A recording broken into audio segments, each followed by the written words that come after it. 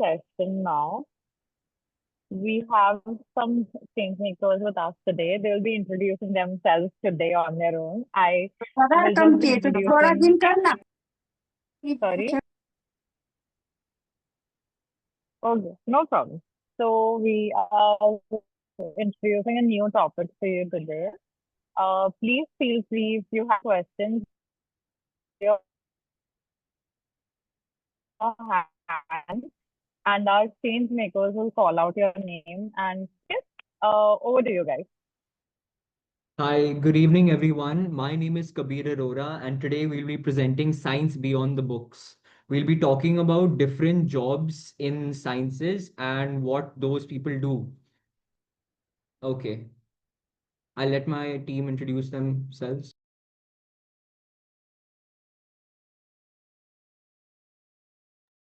Hi everyone, my name is Anshul. I'm in 12th standard and I've opted for science. For today's topic, I'm gonna do humanoid robotics. Hi everyone, I'm Vihan. I'm in 12th standard, and for today's topic, my career options are going to be uh, fragrance chemist and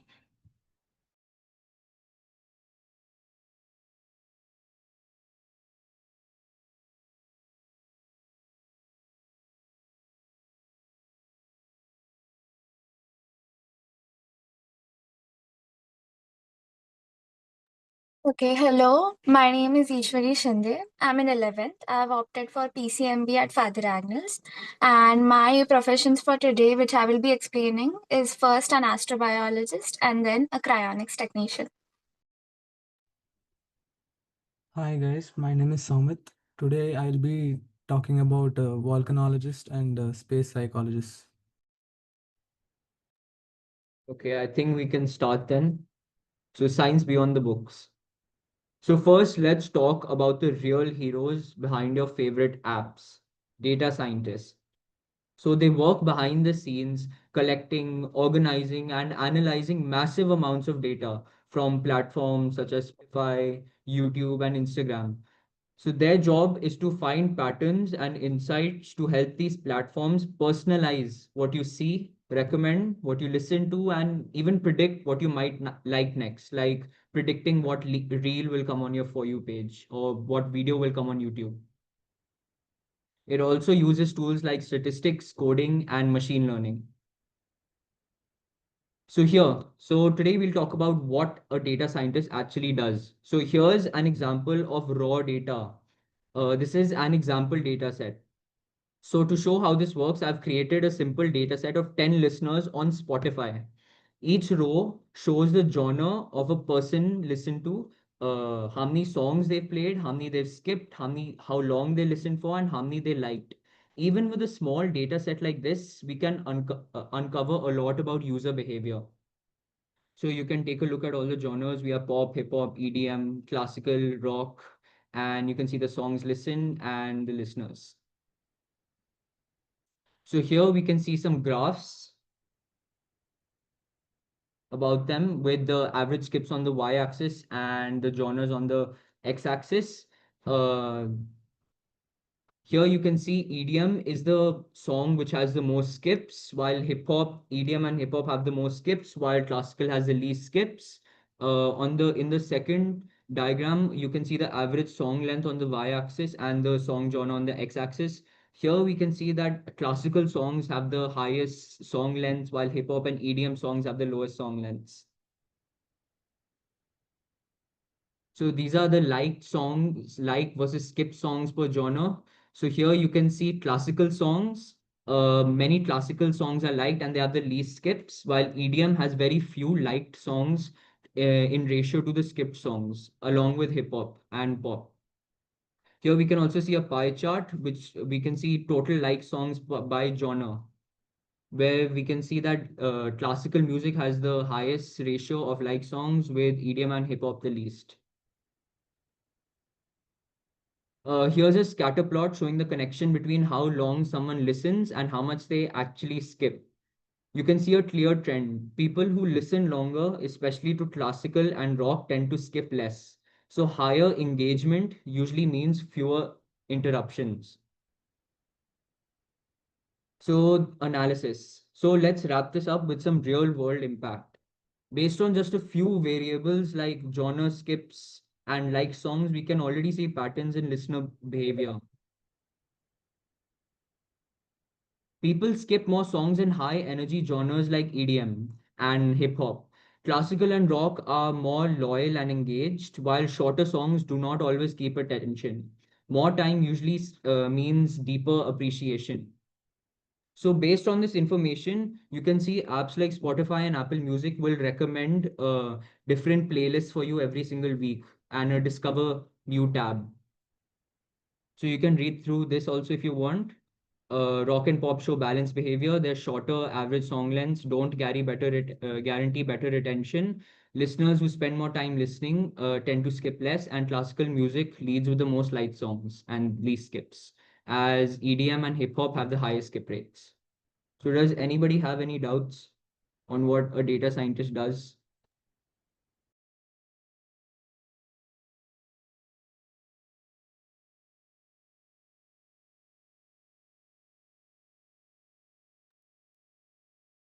Please, any doubt? Bhaiya, can you please explain the previous slide again? Sure, I'll explain it. So this is a scatter plot. So here you can see there's an x-axis for minutes listened and there's a y-axis for the number of skips. Here you can see a clear trend. So people who listen longer, you can see people who listen longer, such as classical and rock. You can see the classical pink arrows over here. They have 60 minutes listen and 55 minutes listen. They usually have less skips. So if they have less skips, that means they have a better engagement and retention rate. So this is what a data scientist does. They find patterns and trends, and so the next week they can add classical music in your recommended playlists. And here you can see pop and hip hop. Hip hop has 20, the least minutes listened, 20 and 30 per listener, and they have the highest rate of skips. So hip hop will not be on the next week's playlist, recommended playlist. Does anybody else have doubts? Thank you. Kapoor, Sorry, ma'am. Kabir, am I audible? Yes. Yes. Do you want to quickly explain them what does genre mean? But some of them asked what does EDM in on the chat box. EDM is basically like EDM's full form is electronic dance music. So EDM is music you would usually dance to, and it's very, very high energy and very short songs. It's usually mix-ups of different songs and they can usually be sampled. Any more questions? Rukmini? Yes. So the analysis that the graph results are they from only one app or the result combines of various apps? Please. So, like, one data scientist cannot work for like Spotify and Apple Music, right? So, for example, Spotify's data scientists will collect Spotify's data and then they will show this to the Spotify head or the CEO. And then based on that, the data scientists can then make decisions. For example, here you can see classical music had the least skips and most minutes listened. And it also had the right over here you can see most liked songs. So classical music will be in the next week's featured playlist because many people are listening to it. So this data is collected by these graphs only and only that firm's graphs. Any Okay, other thank you. questions?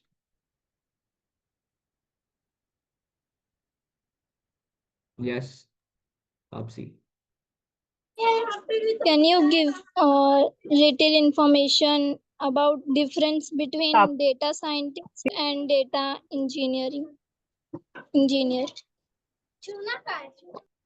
So data scientists, like I said before, is basically turning raw data into smart decisions. So what data scientists do is basically, for example, they get thousands of elements of raw data. For example, like I'd shown here, They get data like this, but they get it in thousands and sometimes even millions with multiple rows and columns. So what their job is, they will have algorithms at their use. They will have programs at their use. They have to run those algorithms and programs, and then they get graphs like these. They have to analyze these graphs. They have to see which has the most skips, which has the highest song length, which has the highest engagement and retention. And then using that, they have to make an analysis like I've done here. And then based on this analysis, they give this analysis to the CEO, and then the CEO makes decisions regarding to that. And that's how you grow a business. This is just an example in the music listening industry. So their job is basically to find patterns that help personalize platforms, personalize what you see, recommend what you listen to, and even predict what you might like next. Okay, thank you. No worries. Any more questions?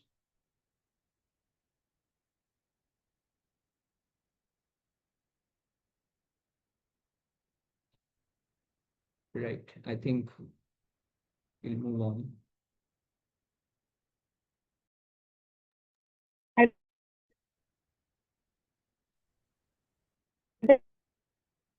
think we can move on.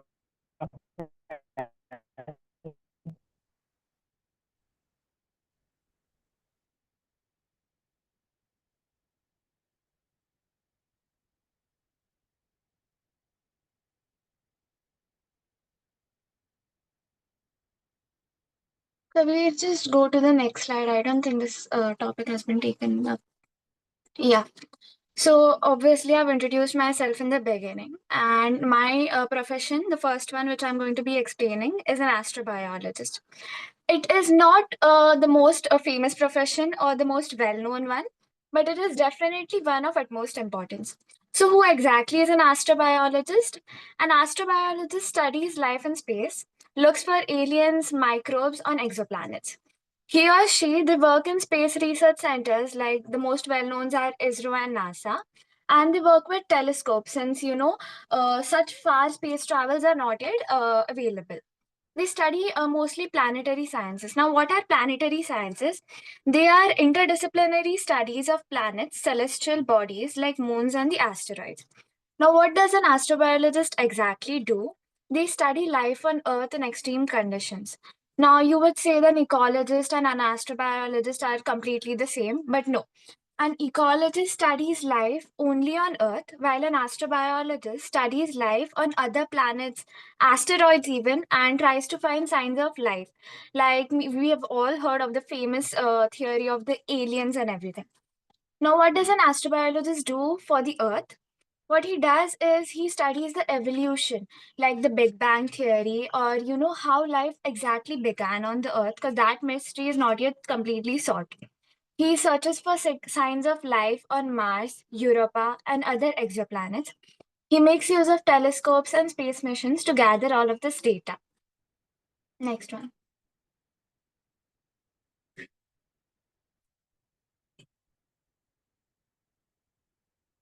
Yeah. So, even though this career path is not mostly well known by every student, like I've met many people by now, and there are many fields in science, research centers, and everything, but astrobiology is one of the fields that is not well explored. It is a very good profession, and I think that it should hold more value. One of the most famous astrobiologists is Carl Sagan. He is an excellent example of the one of the best astrobiologists. He is best known for studying the atmosphere of Venus and Mars. He has studied the origin of life on Earth as well. And his groundbreaking research in planetary sciences has also significantly gained him contributions, and he has also contributed in the search for extraterrestrial life. Next one.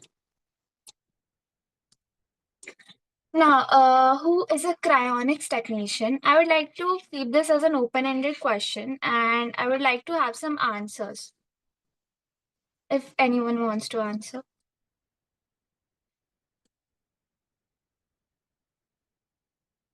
No pressure, like there are of course no wrong answers, and it is not a famous field as well, so I will not expect you to know who a cryonics technician is, but still, like, if you want to take it up.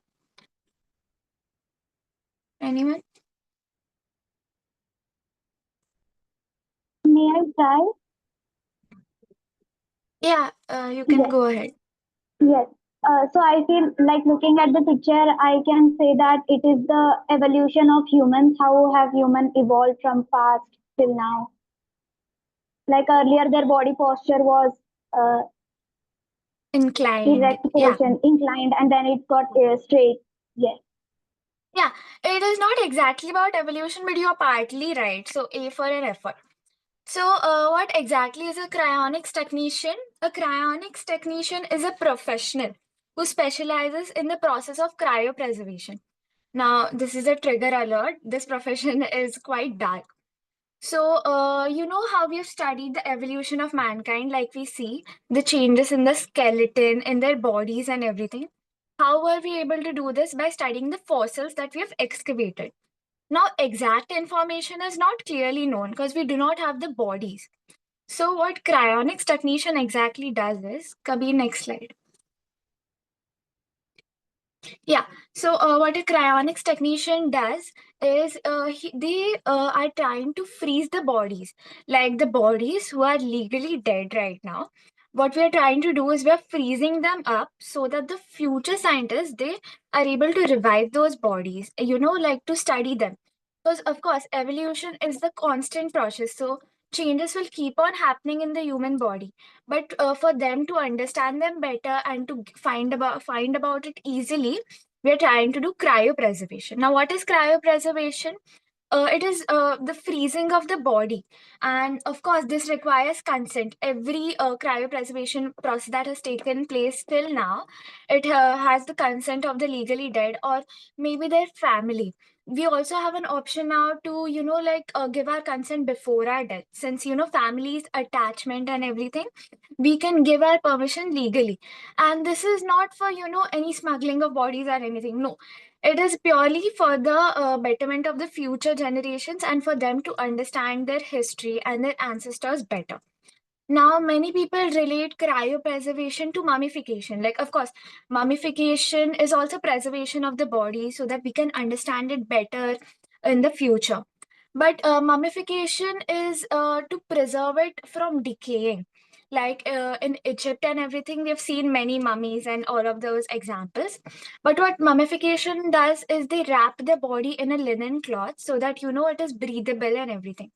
But this is done for superstitious purposes, while cryopreservation is done only and only for scientific purposes. That is quite it about what a cryonics technician is and what an astrobiologist is. If anybody has any questions, I would love to take it up.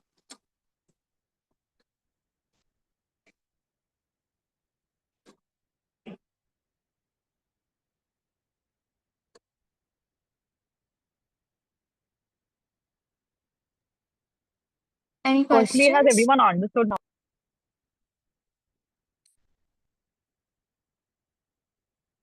Yes, I Yes, want to ask a question. yes, Krishna. Yes, Rajvi. Why do we use a linen cloth in a mummification process?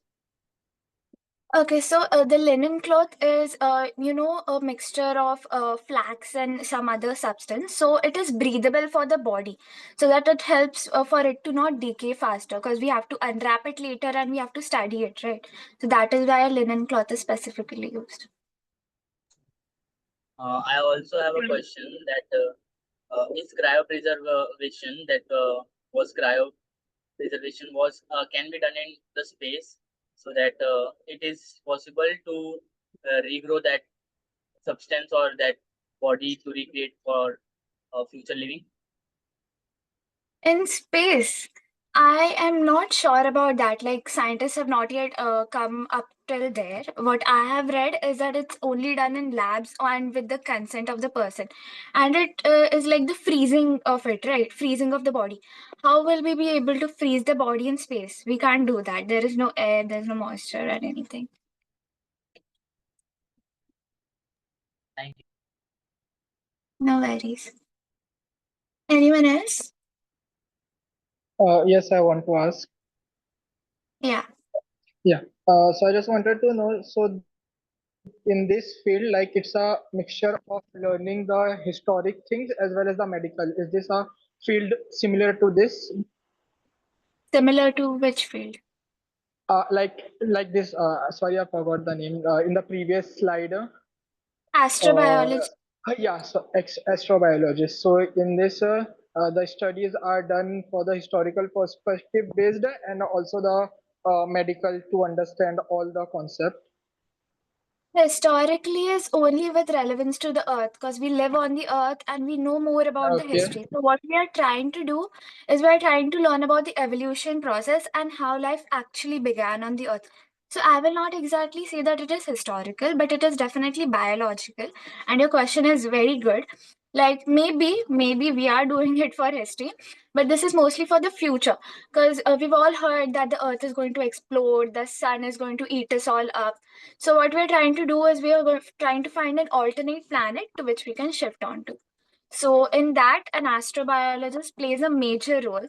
Like we currently, I read that we tried to plant a plant on Mars. Okay, so like that, we're trying out new things and we are trying to experience what it would be like. That is all. Okay. Anyone I have a else? question. Can I please? Yeah. In cryopreservation, we freeze the body. Since the body has some bloods and bacteria in them, we freeze them also. So, is it possible to them to revive in future so that they can live after the we in mythical way we believe that there is soul in our body that if it is Yeah. gone away we cannot revive someone. Yeah, so that is why we are trying to hope that, earlier they did not even think that we'll be able to call a person from India to Australia. But now that is possible. So currently, what we are thinking that, maybe they will not be able to revive the body. Maybe that can also change. Maybe the future scientists, they can't actually revive the bodies. We do not actually know. Thank you. I have a question. Yeah.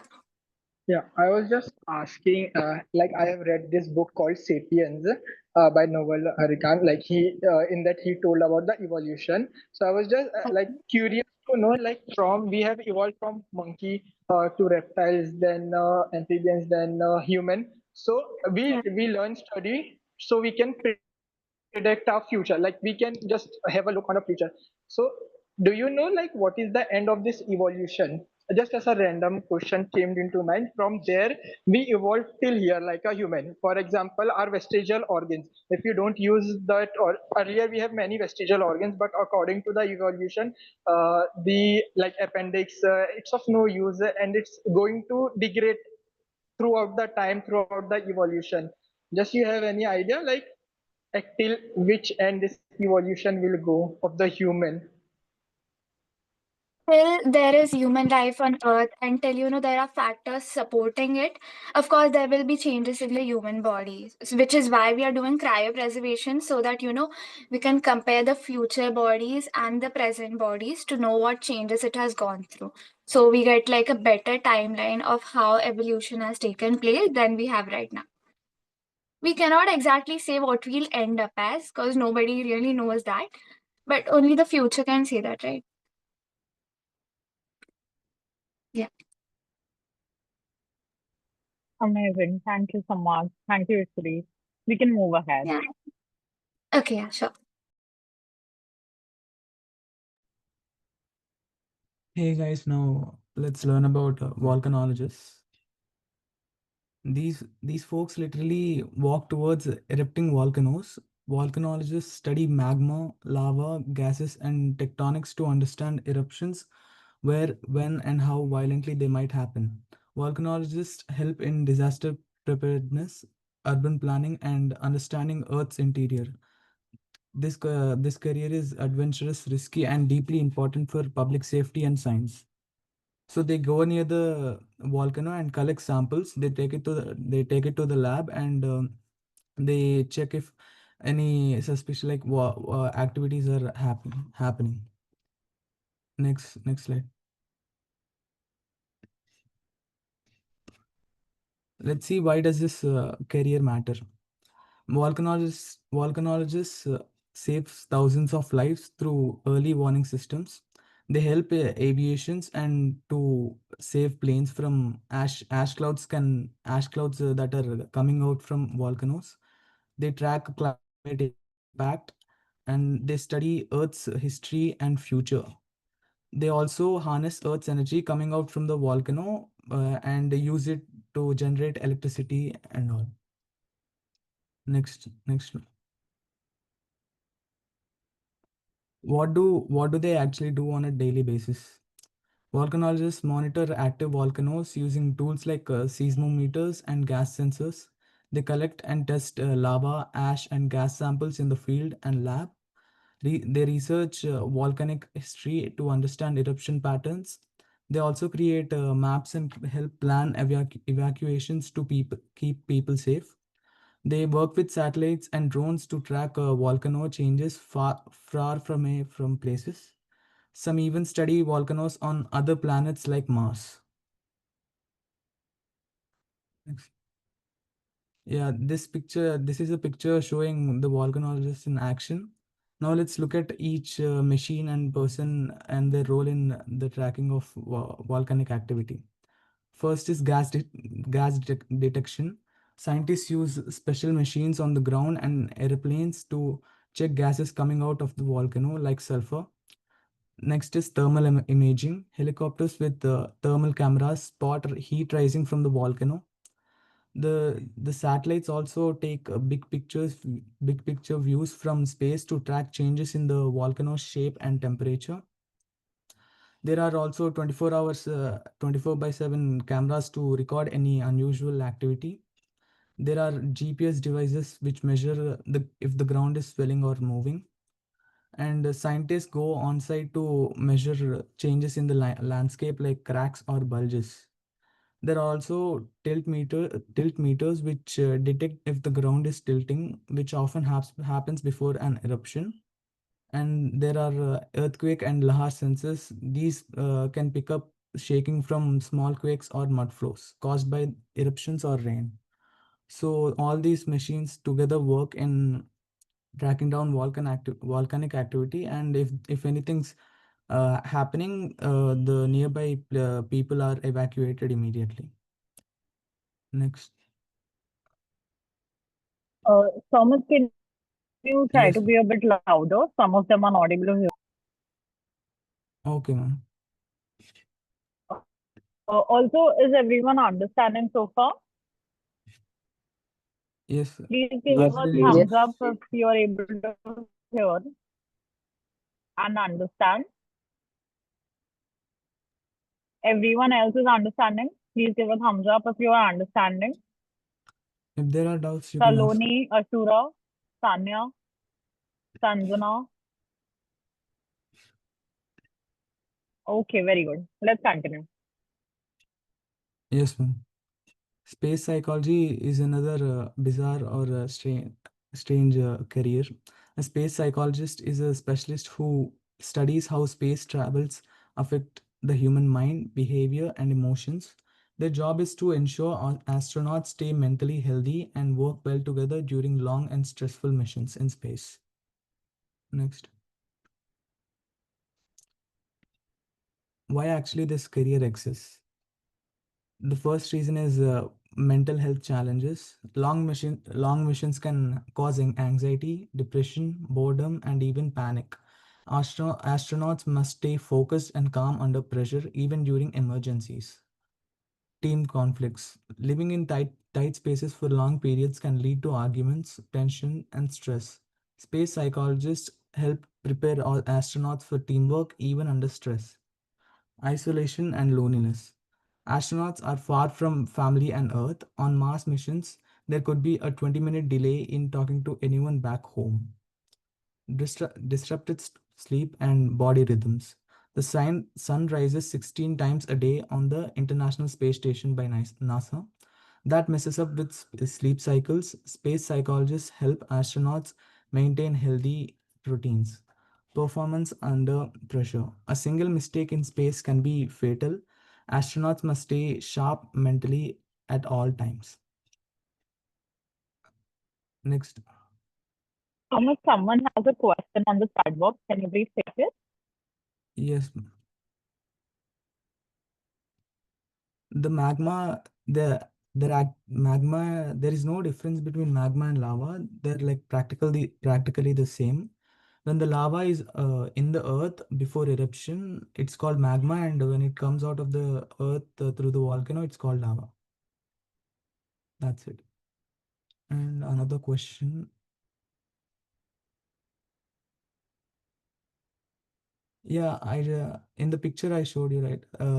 There are sensors and machines which track unusual activity, which can sense if an volcano is about to erupt, and the people nearby are evacuated for their safety. And any questions?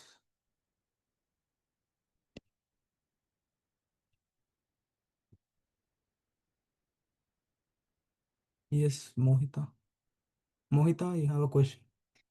Yes, I have. When they know about the volcano was erupted, so how they will know about the underwater volcano was erupted? They also collect the sample in ocean. No, I'm not sure about the underwater volcano, because if even if it's erupts, there is no like danger to people, human life, right? So I think they don't track it that much as the volcanoes on land. Okay, thank Okay, no problem. How do volcanologists collect lava samples? Yeah, they actually, when the volcano erupts, they go near the lava using special suits, and they collect the samples of lava. Okay, that's it. Now let's. Yes, I want to ask a Oh, yeah, question. yeah, please. I just wanted to ask you, what is the reason of volcano eruption? For example, in this modern days, we are having many industrialization and many more modernized globalization is all going on. But what is the accurate reason of volcanic eruption? How does volcano erupt? Yeah, the volcanoes, like the earth is made of like tectonic plates, right? And due to pressure, these tectonic plates sometimes they may collide, or they might also like crack from the inside. So the magma, which is inside the earth's core, it comes out, like it just bursts because of the pressure. Yeah. And Kajal also has a question. I want to ask, how do they support mental health in space mission? I'm sorry, can you repeat? I couldn't hear you. Yes, sir. How do they support astronauts' mental health in space mission? I'm actually not able to hear. Can you put it in the chat box? I'm sorry, I couldn't hear. Rukmini, do you want to go in the meantime? Yes. Like the seismographs that we have placed on the planet Earth, will they help us in defining, like understanding whether the volcanic eruptions are occurring in the oceanic, underwater, underground? The seismographs can help underwater, like on land, but I don't think they can help underwater. They'll use some other graphs or like that.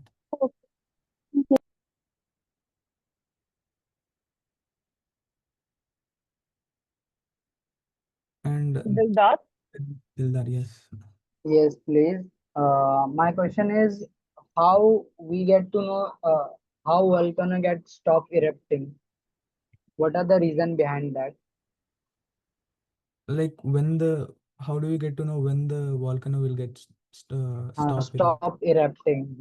Yes. Yeah, we actually don't know it. It just like depends on the pressure from inside the core of the earth. it just keeps on. If the pressure is more, the volcano will erupt more, and it'll cause a bigger like disaster and all. If the pressure is small, it won't be that of an issue. So we can't know when it stops. We can only prevent it, like prevent. We can just predict when it will happen, and take measures according to that. I have one question. So, Yes. how if volcano gets stop erupting, and if that volcano will be activate in some time, after some time, or some year. Yeah, like the volcano after erupting, it won't like usually happen till a very long period of time, like so many years. It'll not like continuously keep on erupting. It'll take a lot of years again to erupt. Okay. Thank you. Yeah. That's a question.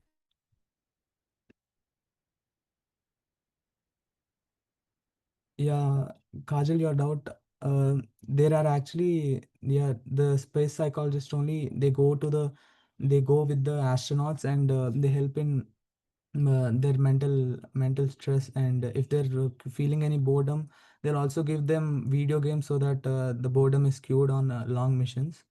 And so the space psychologists will usually take care of the mental health of the astronauts. Yeah, I hope that is clear. Angel, do you have questions? Yes, please. I wanted to ask that what's the difference between study of a normal psychologist and a space psychologist? Space psychologists and Normal psychologist. okay. Normal psychologists, like they deal with the humans, like normal humans which are living on the earth. Space psychologists, they help with the mental situation of the astronauts who go in space missions, right? And who also live in space. They help their mental situation for the astronauts, the space psychologists. And normal psychologists deal with the humans living on earth only. But do space psychologists also have to study about space, or they just only study of psychology of humans? Yeah, they'll know the basics of psychology, and according to space, they'll learn if there is anything extra, they'll learn according to that. Okay, thank you. Yeah. And Krishna and Rajveer, you raised your hand. Yes, Vyas. So my question is, where do psychologists stay? In a space station or on a Earth? The space psychology, From it depends. Like some people, like some space psychologists go with the astronaut only to the space, and some stay on Earth and control to the computer. Okay, and Mansi, you have a question? So my doubt is like the volcano erupt just in the mountains, or it also erupts on the flatlands, like. No. It develops cracks in the tectonic plates, right? Wherever the pressure is more, there in that particular region, the cracks develop, and the volcano erupts in that place. They don't happen in plain areas. Thank you. Yeah. And Rukmini? Yes, I had a question related to volcano eruptions. So the recent volcanic eruptions that happened in Indonesia, Laki eruption. So did the volcanologist already knew about it, that the volcano is going to erupt in that area or in the mountain? I'm not familiar with that eruption, but if it's like if it happened like a lot like a century ago, very long back, then probably volcanologists couldn't help there. But now modern times have improved the technology with they can now if anything happens, they can deal with it. So before it erupts, the volcanologist comes to know about it, like before it Yeah, erupts on the surface. yeah, Okay. yeah. With the machinery, they'll get to know. And any more doubts, guys?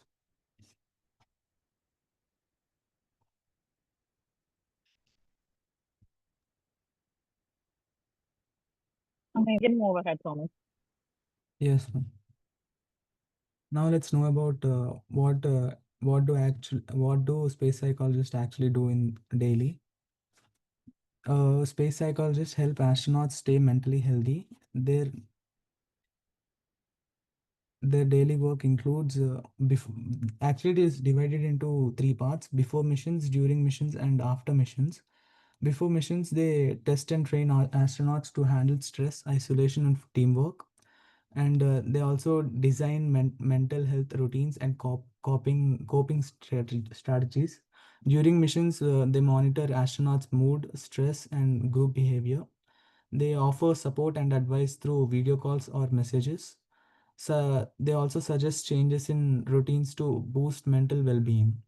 After machines, they help astronauts to readjust to Earth life, and they study their mental health data to improve future missions. Next.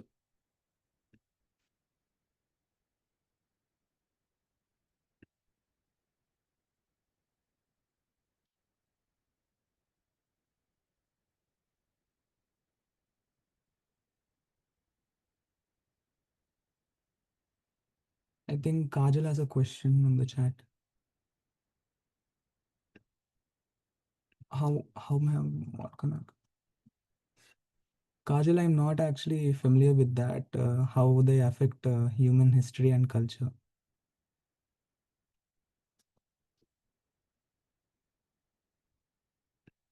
So yes, No problem. We can move ahead. yes, ma'am. Thank you. Okay, so let's learn about humanoid robotics.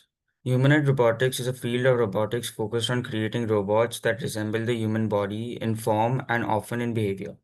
The core idea behind humanoid robotics is to design machines that can operate effectively in environments built for humans using human tools and infrastructure. It's a field that marries advanced engineering and artificial intelligence, pushing the boundaries of what robots can achieve and how they can seamlessly integrate into human-centric environments. Next slide. So, what is the use of humanoid robotics? For manufacturing and logistics, it performs repetitive tasks like assembly and packaging. It can handle heavy lifting and physical demanding jobs. It works in hazardous environments with dangerous materials. It can assist in warehouses operations like picking and sorting. In healthcare and elder care, it can assist with patient mobility, lifting, and repositioning. It can deliver medication, food, and other supplies in hospitals. It can act as a companion for the elderly and provide daily assistance. It can guide patients through physical therapy and rehabilitation exercises. Next slide. For exploration and disaster response, it can conduct uh, search and rescue missions in dangerous and inaccessible areas.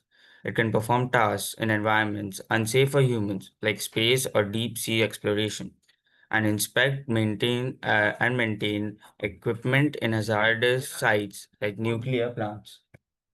Education and research. It can serve as a hands-on platform for teaching robotics and programming.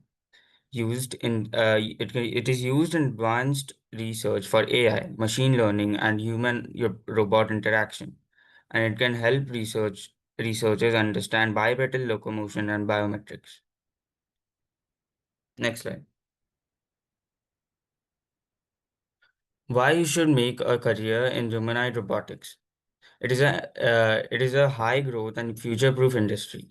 The humanoid robotics market is expanding at an explosive rate, with projections showing its value growing in tens of billions of dollars within the next decade. This rapid growth creates high demand for skilled professionals, ensuring strong job security and excellent career advancement opportunity. You will be working at the forefront of a technology set to redefine major sectors like manufacturing.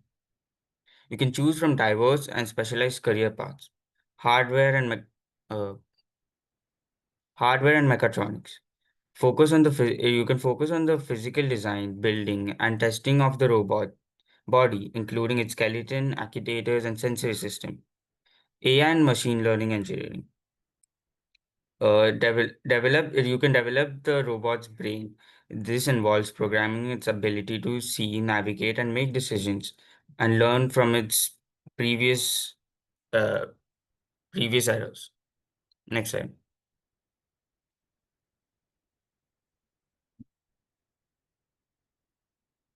So here we have a video about the example of a humanoid robot. It's called Atlas. So yeah, you can play.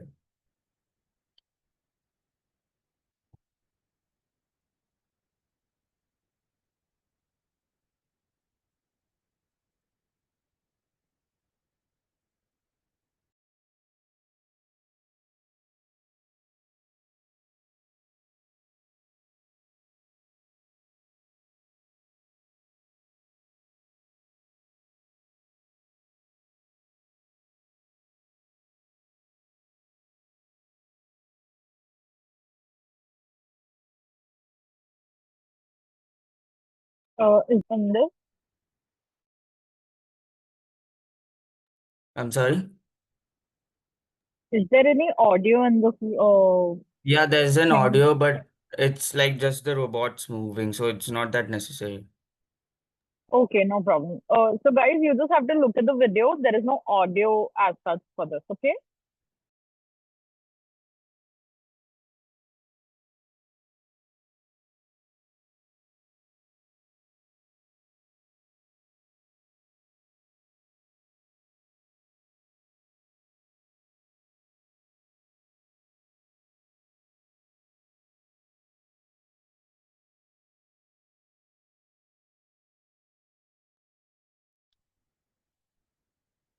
Yeah, so does anyone have any questions?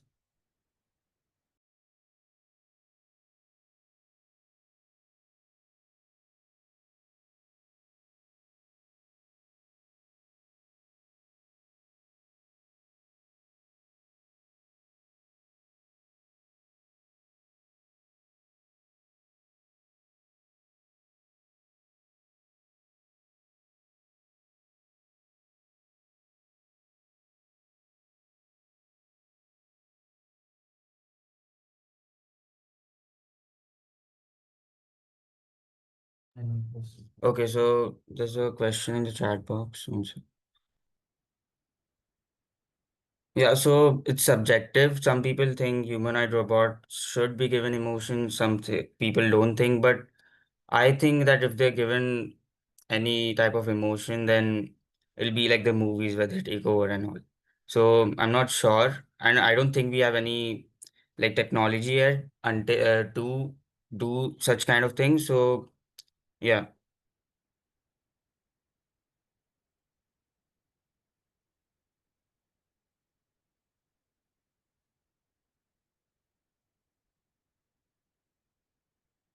okay. Anyone else?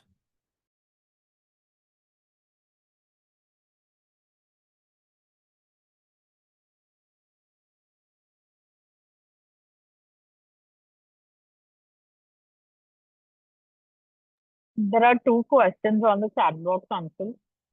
Yeah, so humanoid robots can assist in the human daily life. They can like help in help physically, like people who are like physically challenged or have any disability, they can help them. Or if you have to do any heavy lifting or complex calculations of such, or just any task in short, they can help in that. Angel? Yes, I wanted to ask that there are so many people who says that there is a chance when as AI and as robots are are making, so there is a chance that they can take human jobs. So is there any chance that when robots are going to take human jobs, there will be different types or and more jobs for human, or is it going to be completely like no job for human in future, like robot will be doing everything? Can you repeat the last part of your question? I couldn't quite hear you. Uh, I wanted to ask that does there is a chance, like when computer come into where people said that the computer will take everyone's job and we will no longer have jobs. But when computer actually came, so many new jobs came into view. So I have a question that if robots gonna take, people say that robots gonna take human jobs. So is there is a chance that if robots take human jobs, there will be new jobs for human, or they will not going to have any job? When robot take the human jobs, then many of the jobs will go on, but the high demanding jobs such as in human robotics or in computer science, those will be an all-time high. Okay, Kushabra? Okay. Yes. Does the humanoid robotics have the structure like a human or it is a normal machine, please? So like this, the video which I showed you had a robot based on the task they were doing. That like it was Paco. So on the task they have different kind of like body and everything. Like if you just want a I humanoid have robot also to, sorry.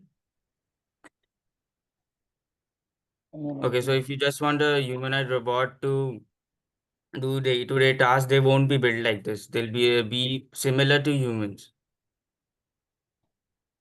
So I Okay. have one more question. Like you told me that uh, does the does this humanoid robotics help only to give answers or assist like chat GPT bots, or they can help us like in physical activities also? Not Yeah, that much heavy task, but normal physical activities like on the fan or light, something like that. yeah, they can help in that too. Thank you. Okay. Samna and Fatima? Yeah, so like if there is a technical problem in robots, so it is dangerous for human life. So why do we create this type of things? So So there are there a are a lot of lot of precautionary. precautionary. Uh, I'm sorry.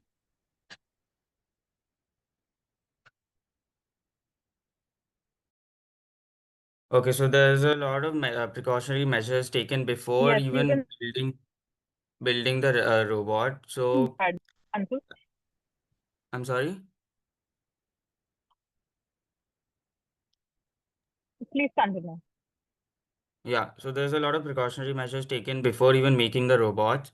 And after making them, there are a lot of trial and error methods done before they do any type of manufacturing or any kind of task.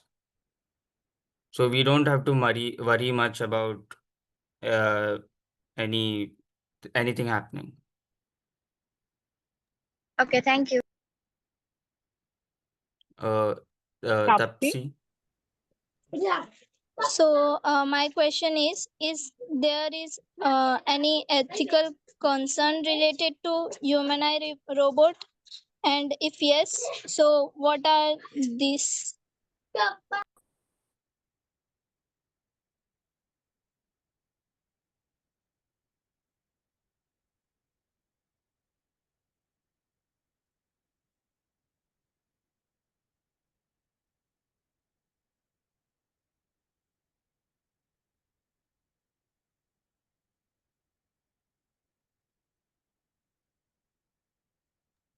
Anshul, are we audible?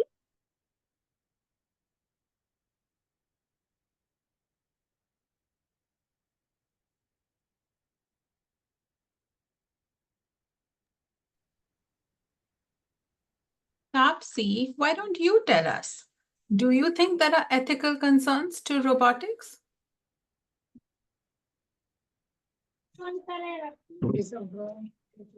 I don't know. No, it's an opinion. Do you think there are ethical concerns? Kushagra, why is your camera off? Tapsi? Mm, maybe no. There are no ethical concerns? I don't know, ma'am. Something you need to think about. Something you need to think about. Whether or not ethics is what? Ethics is an opinion. It's not a fact. Correct? You're asking Anshul to comment on his opinion. He's teaching you content, right? He's teaching you how robotics works. What's his opinion on something is as fluid as what your opinion is on something. You understand or no? Yes. Okay. Do we have Anshul back, Gina? Amazing. Not yet, I think. But we are just left with one last bit. Vihan, can we go ahead and do the last bit? Yeah, ma'am, sure.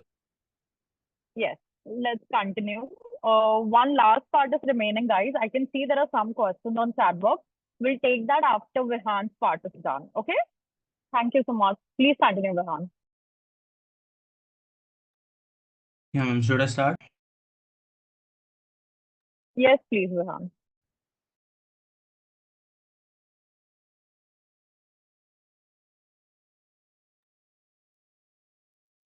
Yeah, so all of you must have used firecrackers in your day-to-day lives.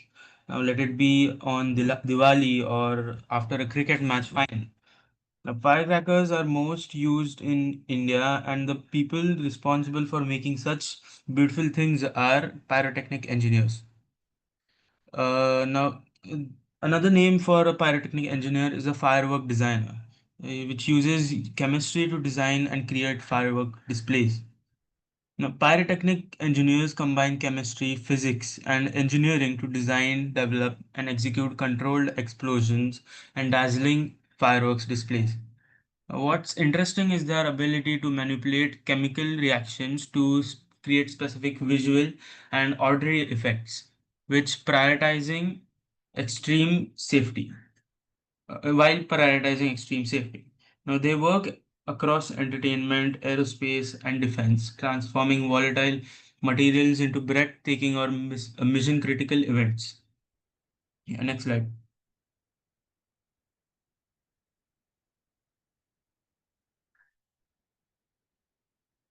Now, why you should choose pyrotechnic engineer as your career?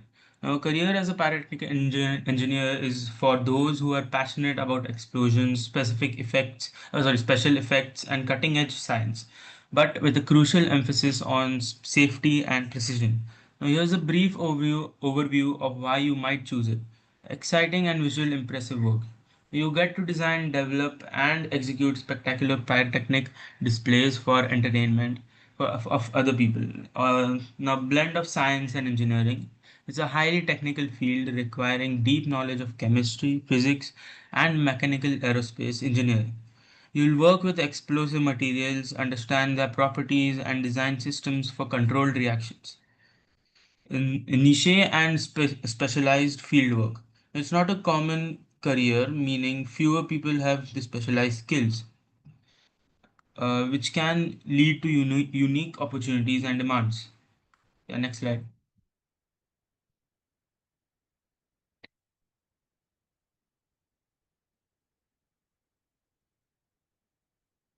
Yeah, for my second career for today is a fragrance chemist. Now, fragrance chemist combines art and science to create captivating scents. They research new ingredients, analyze existing fragrances, and formulate compositions for perfumes, household products, and even foods. The most interesting aspect is their ability to translate abstract ideas into tangible smells, constantly exploring the complex link between chemical structure and the human sense of smell.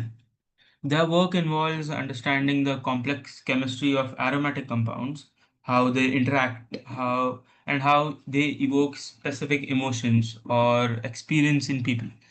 They might also research new ingredients, improve manufacturing processes for efficiency and sustainability, and ensure product safety and regularity compliance. Yeah, next slide.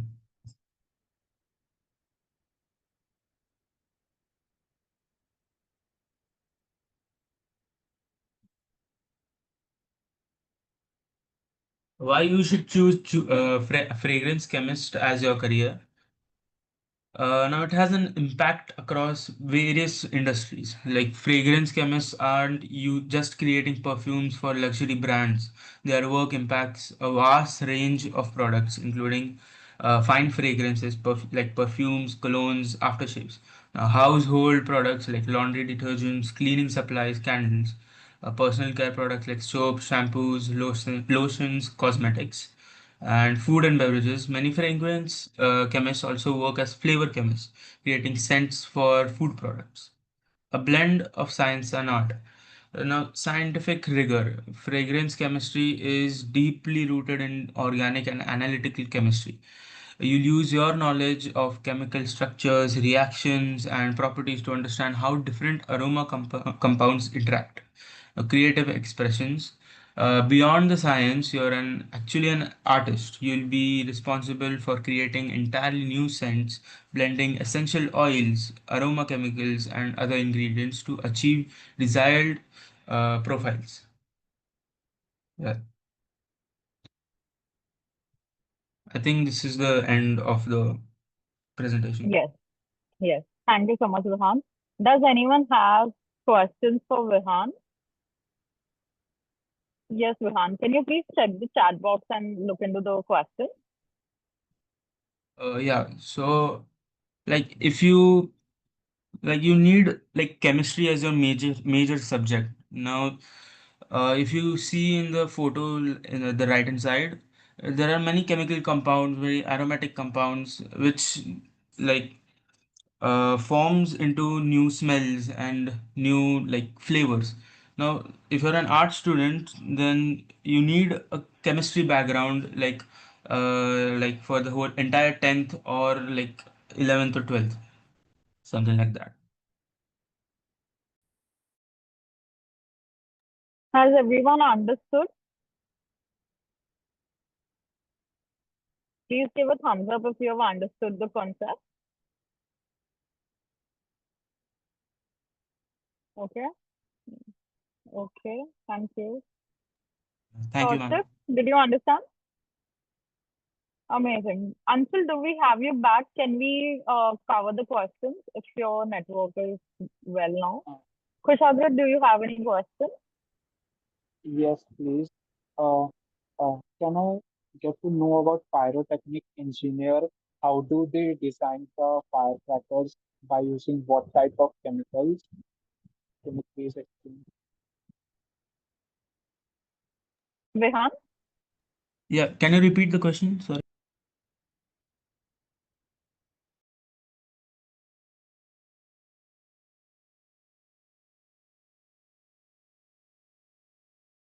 Kushagra, can you repeat the question, please? Yes, please. Uh, how do pyrotechnic engineer able to design the firecracker design with and what type of chemicals are used in it? Please can you explain? So I haven't got that deep into pyrotechnic engineering, but it's some explosive material that which they are able to control, and it's a whole another process they have to follow, and that's how they get it to look so beautiful and Like, explosive. I have also one more question. Like, they only create like firecrackers, No, no, or they like create space projects also they types do. of Like, bombs which we use in. yeah, so not only firecrackers, they are also like used in NASA and other space projects, which they're responsible for the rockets to fly up into space, and yeah.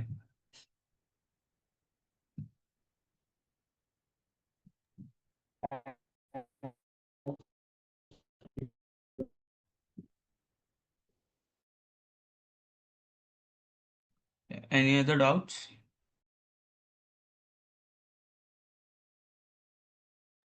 Anyone else has questions for the last bit?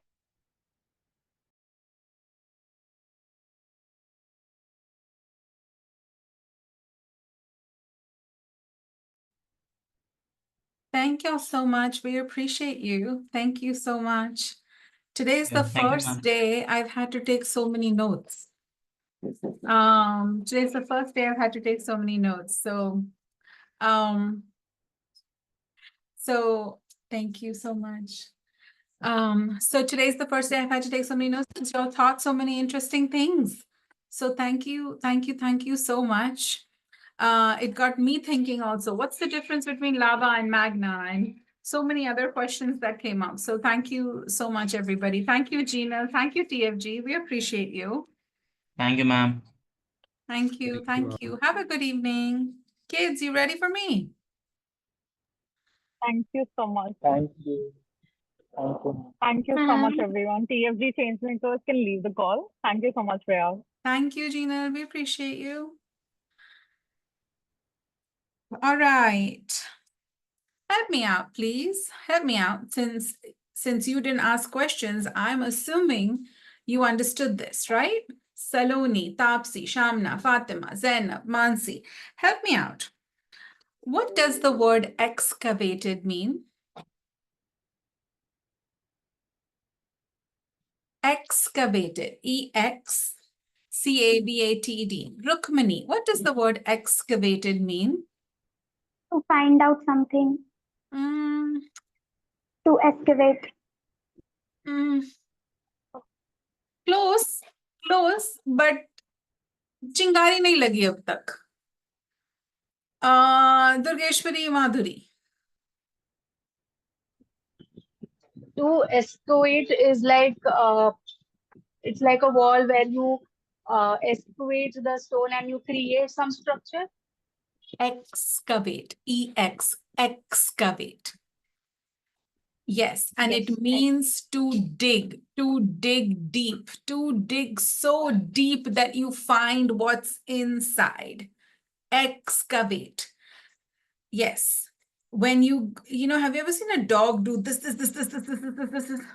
and it doesn't stop only? मतलब जैसे कुछ ढूंढ रहा है अंदर, like अंदर तक कुछ है. He's trying to excavate. Right? Or when you get those big machines that are digging, right? When you're looking for something, but you're digging deep, you're excavating. Excavate. All right? Then, next vocabulary word. Cryopreservation. Cryopreservation. What is that? Cryopreservation. Sanya. So it's basically like freezing of body piece. That's correct. Anything with cryogenics, cryopreservation.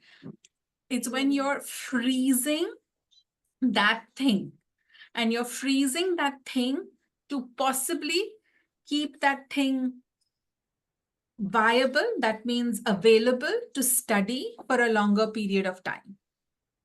Right? Cryopreservation.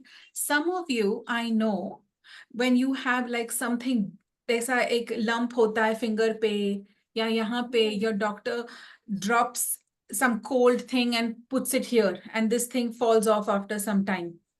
Huh? Some of you have had it, I know, because you'll come, you'll show me, you'll talk to me. That is, they are using cryotherapy to do that. Ice, cold therapy, cryotherapy to do that. Okay? All right. Then, what is mummification? इतने सारे vocabulary words थे आज. Tapsi, mummification.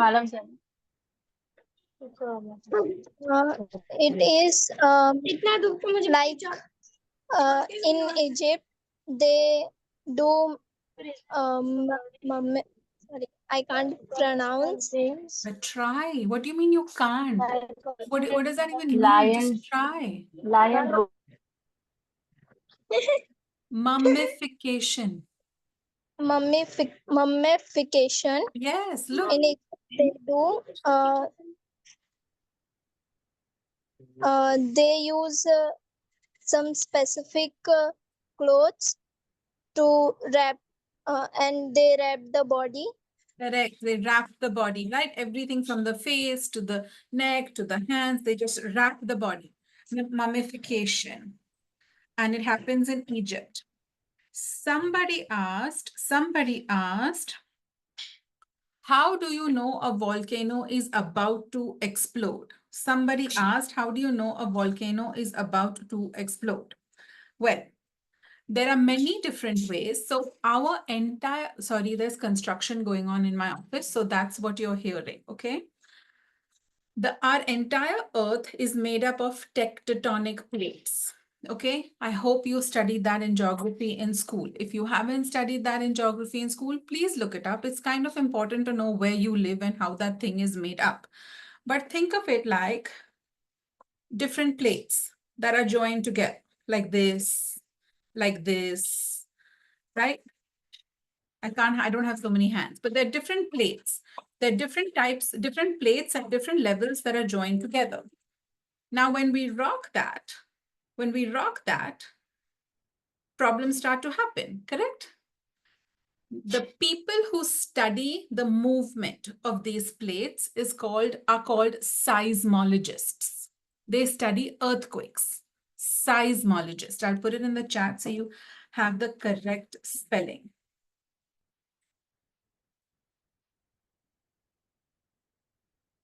Okay, they're called a seismologist. So seismologists have to work closely with a volcanologist, because a seismologist is going to say, hey, earthquake is expected. If earthquake is expected, then a volcanologist is then going to be, oh my gosh, this particular volcano, we have to be careful because it's already thoda naram gharam. You understand what I'm trying to say? No, Yes, ma'am. Sarveshwari, you understand what I'm saying, baby? Yes. No, you don't. I can see it on your face. Could you please repeat? Yes, I can. How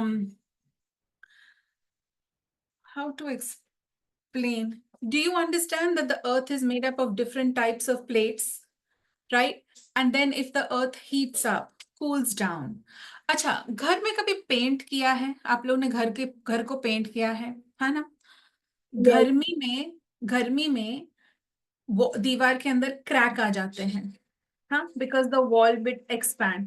ठंडी में भी कुछ problem आते हैं because the wall contracts. So even if you painted, जो बाहर हो रहा है उसके हिसाब से द दीवार इज क्रैकिंग.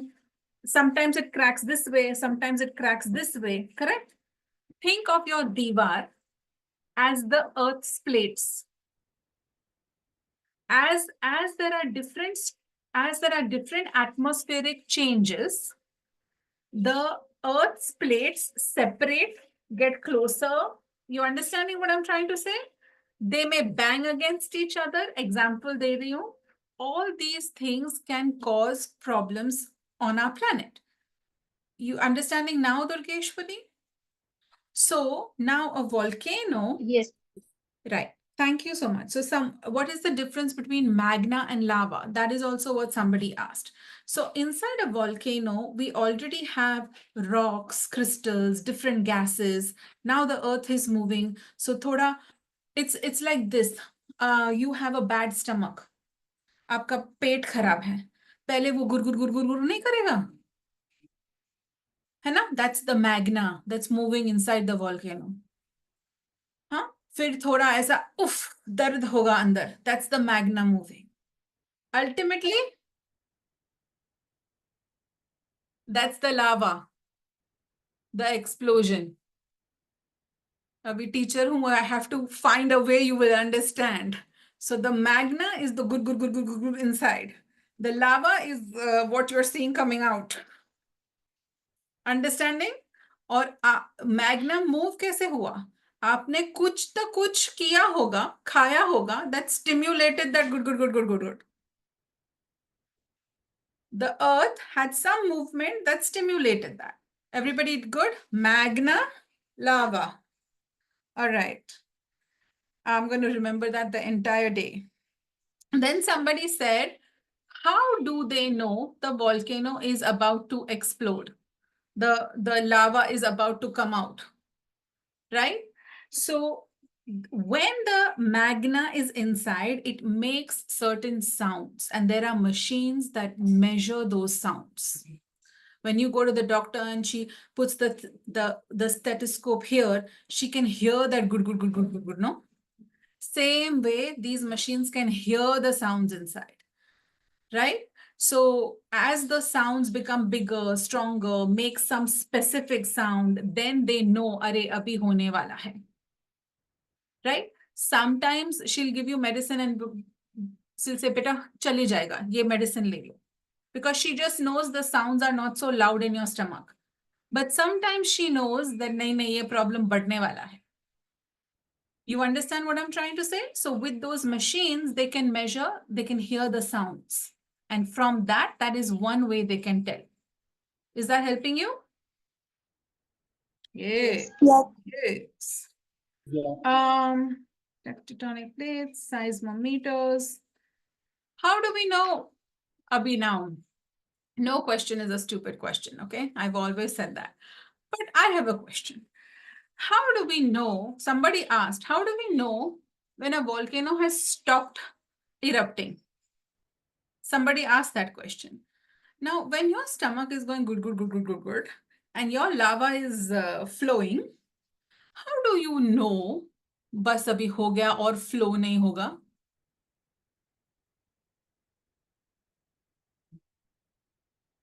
नहीं पता आपको? Because of Rajveer the और Krishna. Yes, ma'am. When at the time when we feel like there is nothing in our stomach, no pressure, nothing.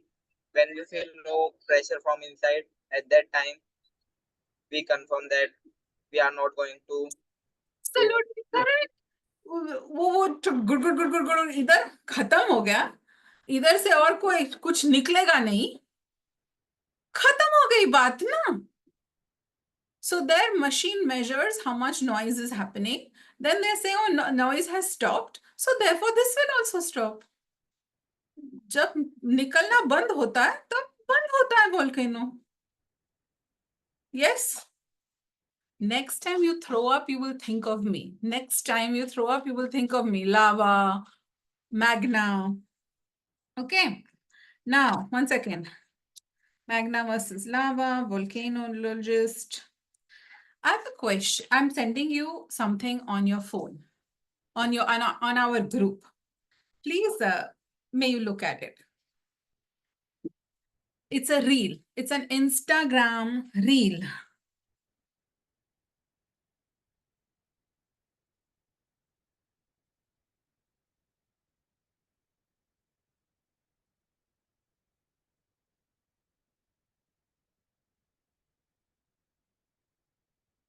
देखा?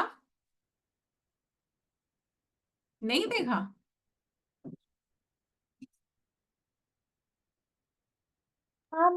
Reel is unavailable बता रही है. The reel is unavailable. Yes, I was able to see it, please.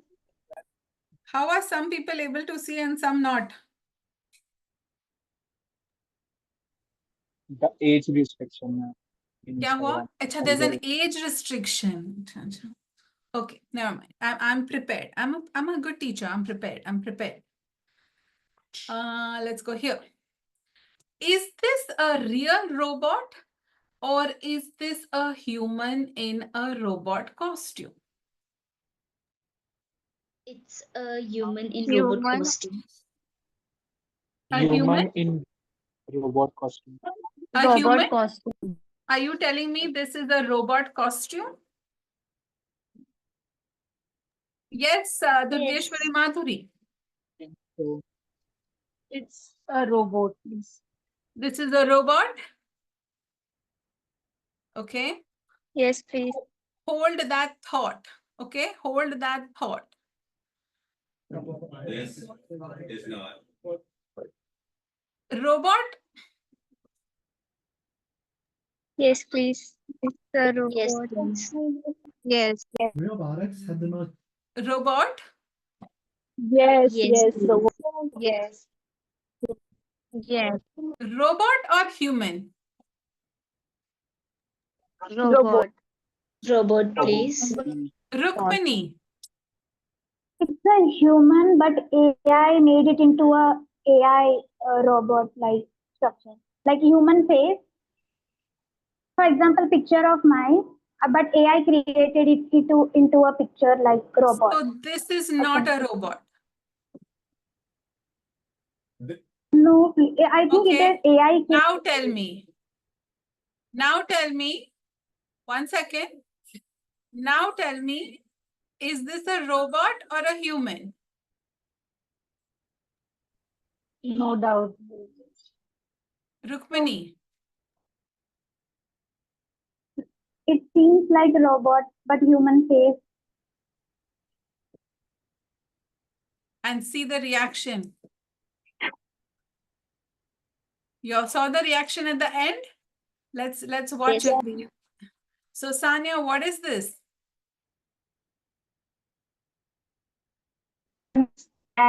AI robot, not actual robot, please. Okay, look again. All right. Please look again. Please look again. आंख को देखो, आंखें को देखो, आंखें रियल लग रहे हैं आपको? या मैकेनिकल मूवमेंट्स लग रहे हैं आपको?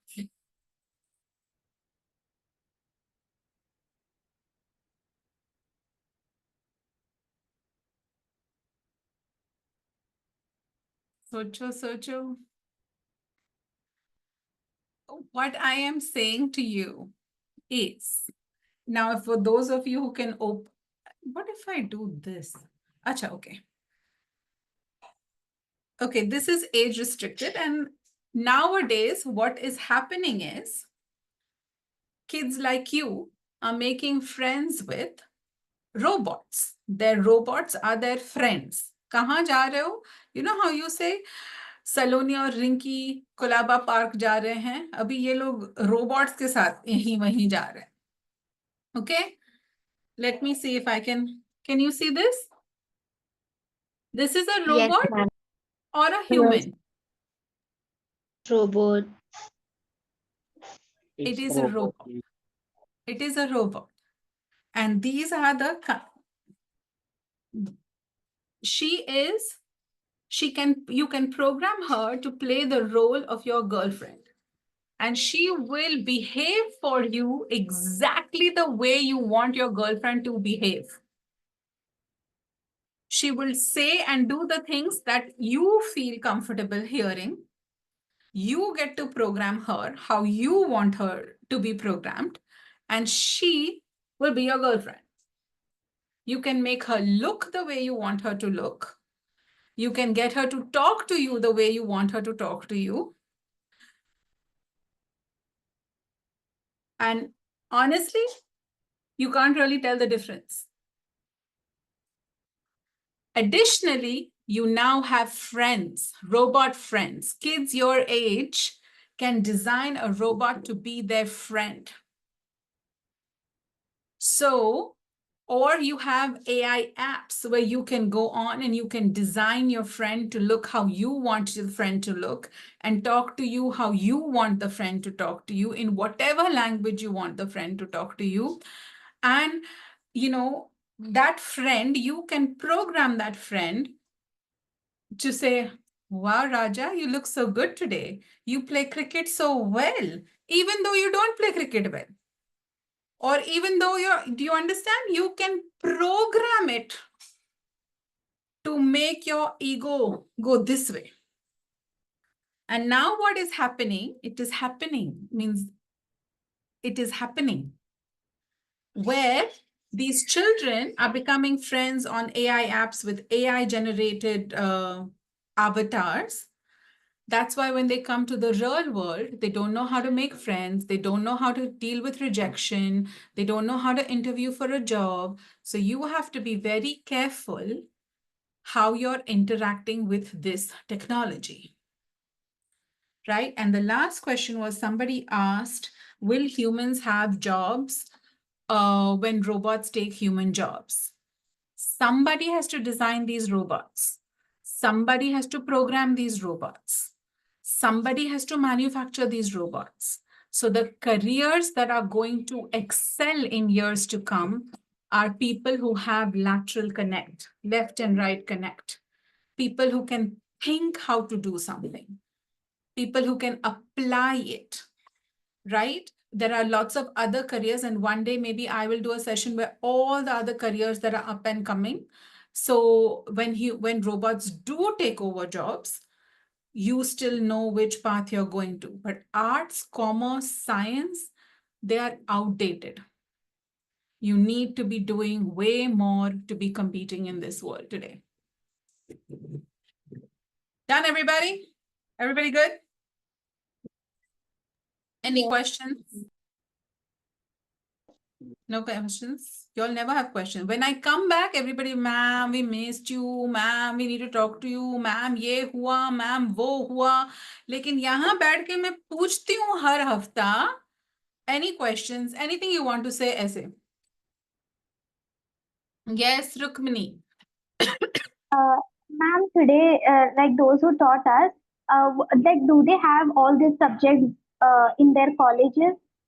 They are not in, nobody who's teaching you is in college. Everybody who's teaching you is in school. Not one teacher you have had from TFG is in college, not one. Every TFG teacher you have had is in school. And yes, they are learning this in school. Yes. Ma'am, I have not researched about it yet, but are these all courses available in our country, India?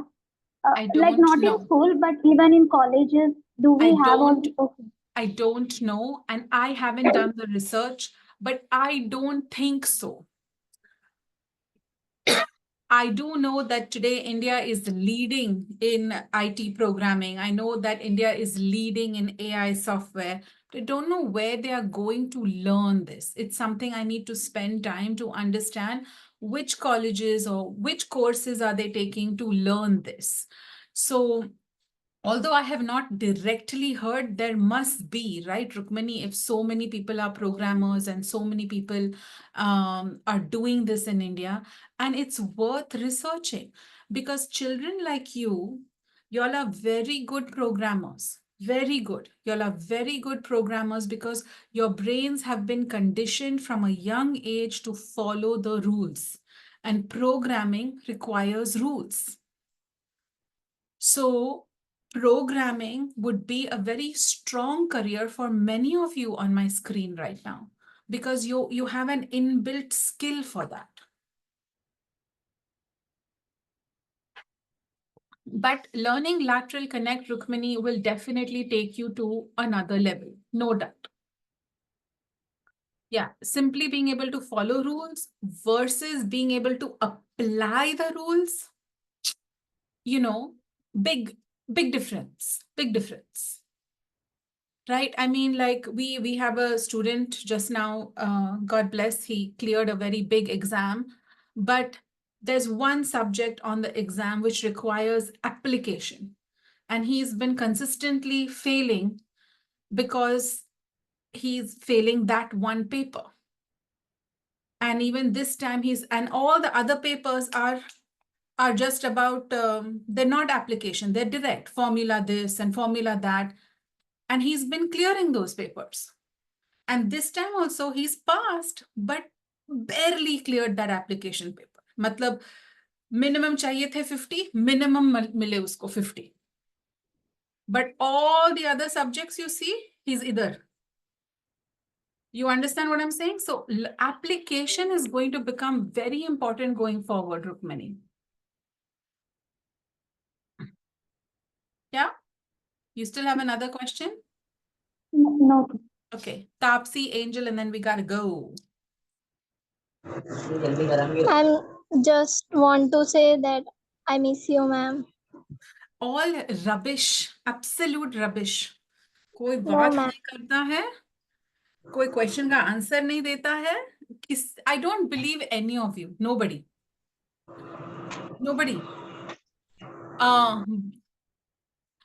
Angel.